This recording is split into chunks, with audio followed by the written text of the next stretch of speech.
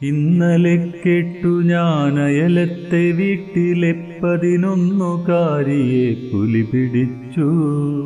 നിത്യവും കേൾക്കുന്നതാകയാൽ അത്രയ്ക്കു ഗൗനിച്ചതില്ലെന്നതാണു സത്യം. പിന്നെയും കേട്ടു ഞാൻ വീണ്ടും ആ വീട്ടിലെ കുഞ്ഞു പൂമുട്ടും ചതഞ്ഞരഞ്ഞു. അവളെക്കുറിച്ചുള്ള വാക്കുകൾ ചേർക്കവേ കവിതയന്മാരിൽ കരഞ്ഞിരുന്നു.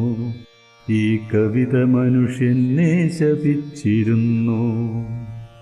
നാളെ പ്രഭാതത്തിലേതു പൂ കത്തുന്ന ചൂടേറ്റു സൂര്യൻ കരിഞ്ഞു വീഴും.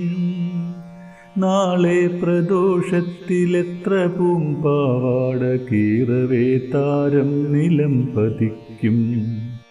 ഇന്നീ പ്രപഞ്ചത്തിനേത് കോണിൽ നിന്നു നിൻ വിപ്ലവത്തിനു നാമ്പുയർക്കും.